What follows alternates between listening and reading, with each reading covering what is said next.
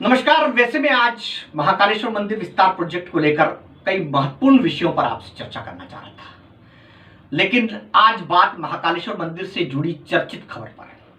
महाकालेश्वर मंदिर की भस्मारती के इन पहले पकड़ाए कर्नाटक के यूनुस और एक अन्य युवती के मसले में अब मंदिर प्रशासन गहरे मौन में चला गया है।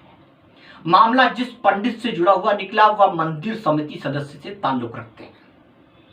फिलहाल मुंबई की जिस युवती को पुलिस ने पूछताछ के लिए रोका था, उसे उसके परिजन उज्जैन पहुंचकर ले गए। अब कहानी का अंत यहां नहीं होता। युवक को आज गिरफ्तार करने के बाद में कोर्ट पे पेश किया गया और कोर्ट ने उसे जेल भेज दिया। यूनुस के विषय में हमने थोड़ी पड़ताल की तो कहानी थोड़ी अलग पता चली। कहानी यह है कि युवती लगभग 2 बजे, रात 2 बजे 24 खंबा के नजदीक एक होटल में पहले अकेले पहुंचती है, एक रूम लेती है और अपने कमरे में चली जाती है। पीछे से कुछ देर के बाद में यूनुस पहुंचते हैं और युवती को बुलाकर उनकी आपस में गुफ्तगू होती है, चर्चा होती है। युवती होटल के मैनेजर के पास में जाती है और ये कहती है कि ये जनाब मेरे रूम को शेयर करेंगे। होटल के मैनेजर ने साफ मना कर दिया कि हम सिंगल आईडी पर कपल को नहीं ठहराते हैं। या तो आप आईडी बता दें, कुछ शक हुआ होगा जो भी था। इस पर युवती ने हंगामा किया और बात भस्मारती के पहले ही थाने तक जा पहुंची और युवती ने थाने पर फोन करके पुलिस बुला ली या फिर मैनेजर ने थाने पर फोन करके पुलिस बुला लिया।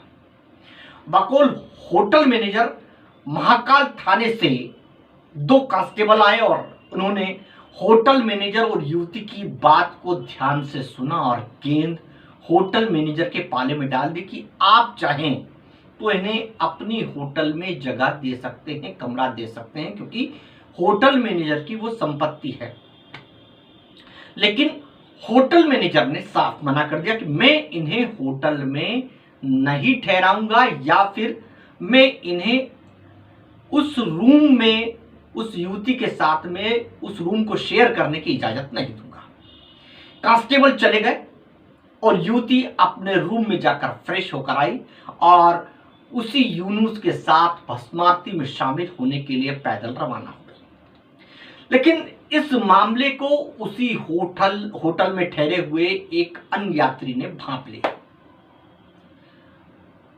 जैसा कि बताया गया कि होटल मैनेजर ने जाकर के या होटल के स्टाफ ने जाकर के security guard, Mahakal security guard को सूचना दी, ऐसा बिल्कुल भी नहीं है। उसी होटल में ठहरे एक अन्य यात्री ने उस माजरे को भांपा और उस धर्म यात्री की सूचना पर यह मामला गेट नंबर 6 के सिक्योरिटी गार्ड ने पकड़ा। अब इसमें कलेक्टर उज्जैन आशीष सिंह, एसपी सत्येंद्र कुमार सिंह और महाकाल मंदिर प्रशासक गणेश कुमार धाकड़ के लिए विचारणीय प्रश्न कई तरह के खड़े हो सकते हैं। पहला तो यह कि वो 2 कांस्टेबल थे, वो युवती की कॉल पर जो होटल में पहुंचे थे, उन्होंने पड़ताल क्यों नहीं की। यदि वो दोनों कांस्टेबल यदि युवक से आईडी मांगकर जांच करते तो तय था कि मामला महाकाल मंदिर तक पहुंचता ही नहीं और पहले ही पकड़ा जाता। इस बात का मेरे पास होटल मैनेजर का कॉल रिकॉर्ड है। अगर पुलिस ये कहती है, प्रशासन ये कहता है कि, और मंदिर प्रशासन ये कहता है कि हमारे पास में कोई पहले से सूचना नहीं थी, तो ये बात बिल्कुल गलत है। जैसा उन्होंने बताया मैं वही बता रहा हूं। मामले की गंभीरता को उसी वक्त भांप लेना चाहिए था यदि दोनों पोस्ट जो कांस्टेबल थे पुलिस की वो वहां पहुंचे थे। तो यदि कोई युवती एक अन्य युवक के साथ रूम शेयर करने के मामले में हंगामा करती है और पुलिस आती भी है और युवक से पूछताछ नहीं करती है, तो ये उज्जैन में ये कैसी कानून व्यवस्था चल रही है। सवाल नंबर 2 कि युवती जब ये जानती थी कि ये अन्य धर्म का लड़का है या युवक है, तो वो अपने साथ उसे रूम शेयर करने की जिद कैसे पकड़ सकती थी। उस युवती ने जानबूझकर मामले को छुपाया, तब क्या साक्ष्य छुपाने का मामला उस युवती पर कायम नहीं होता था क्या? उसे क्यों छोड़ दिया? तीसरा और महत्वपूर्ण सवाल ये, यदि सिक्योरिटी गार्ड को यदि सूचना नहीं मिलती तो क्या यूनुस महाकाल मंदिर की भस्मारती में शामिल नहीं होता? मेरे मान से तो बिल्कुल होता। लेकिन पुलिस ने इसकी जितनी तथ्यात्मक जांच करनी चाहिए थी वो बिल्कुल भी नहीं की। एक अन्य सवाल ये कि वो आईडी किसकी थी, उसे क्यों नहीं बुलाया गया? क्या वो आईडी या आधार कार्ड जो अभिषेक दुबे का या किसी दुबे का बताया गया है, उसे पुलिस ने बुलाया क्यों नहीं? उस यूनुस के पास वो आईडी कैसे पहुंचा, जबकि आधार कार्ड जो होता है वो अहस्तांतरणीय होता है, ये उसमें लिखा हुआ है। इसे आप अपनी पहचान के लिए ही अपना उपयोग कर सकते हैं। यदि वो अभिषेक दुबे ने भस्मारती में पहचान छुपाने के लिए उस यूनुस को दिया था तो अभिषेक दुबे पर भी मामला कायम होना चाहिए था। यदि इसी यूनुस ने उसे कहीं से हासिल किया तो मामला बहुत ही गंभीर था। अब आप दो वक्तव्य सुनिए, पहला स्वस्तिक पीठाधीश्वर श्री अवधेशपुरी महाराज का और दूसरा अखिल भारतीय हिंदू महासभा के पंडित नीलेशानंद तिवारी का। दोनों को सुनिए, फिर हम आपसे आगे की बात करते हैं। केरल से एक मोहम्मद यूनुस मुल्ला नाम का व्यक्ति अभिषेक दुबे की फर्जी आईडी बना करके बाला गुरु नाम के पुजारी के द्वारा मंदिर के अंदर प्रवेश करता है। घोर आश्चर्य इस बात का है कि वह गेट नंबर 6 तक पहुंच जाता है, जिस गेट नंबर 6 तक पहुंचने के लिए कम से कम 6 जगह चेकिंग होती है। मुझे आश्चर्य हो रहा है कि हमारे सारे वहाँ के जो अधिकारी थे, जो निरीक्षण करने के लिए बैठे हैं, जांच करने के लिए बैठे हैं, पुलिस अधिकारी हैं, आखिर वो सब क्या कर रहे थे?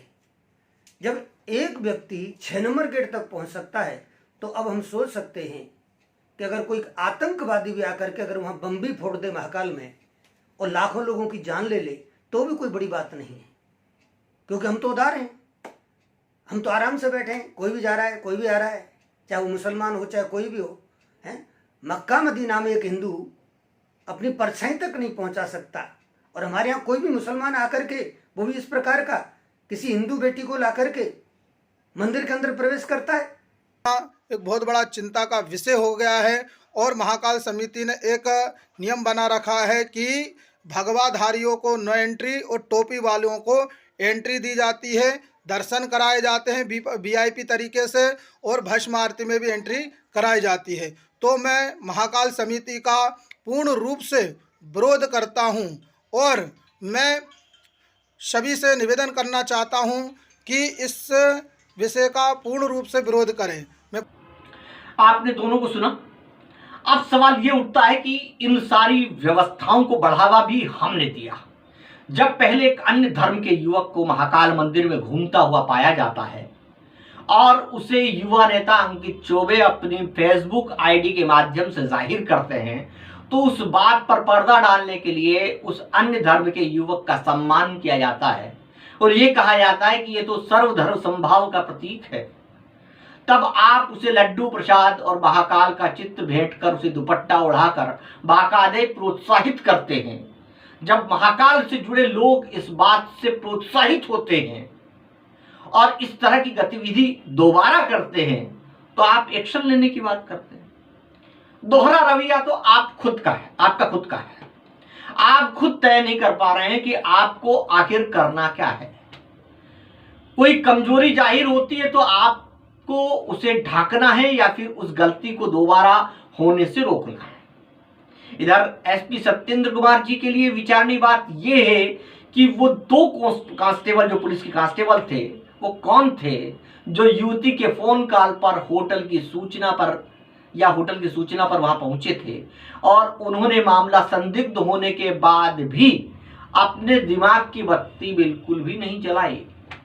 एसपी साहब, ऐसे तो महाकाल मंदिर में कोई भी किसी भी आईडी से मंदिर में घुसकर आपकी सुरक्षा व्यवस्था में सेंधमारी कर सकता है। अब भी क्या जिला प्रशासन इस चूक को स्वीकार नहीं करेगा और अगर नहीं करेगा तो मीडिया इन खबरों को फिर से दरकिनार कर दीजिए और अपनी सफलता की डींगे हाँकते रहिए और आने वाली गंभीर चुनौतियों के लिए आप तैयार रहिएगा। अगले अंक में आपसे किसी और विषय के साथ फिर मुलाकात होगी। तब तक के लिए कोरोना से सतर्क रहिए। कोरोना ने नंबर पकड़ना शुरू कर दिया है। मास्क और सैनिटाइजर का उपयोग अगर आपने नहीं किया तो समझ लीजिएगा कि अगला नंबर आपका भी हो सकता है। अगले अंक में फिर मुलाकात होगी। तब तक के लिए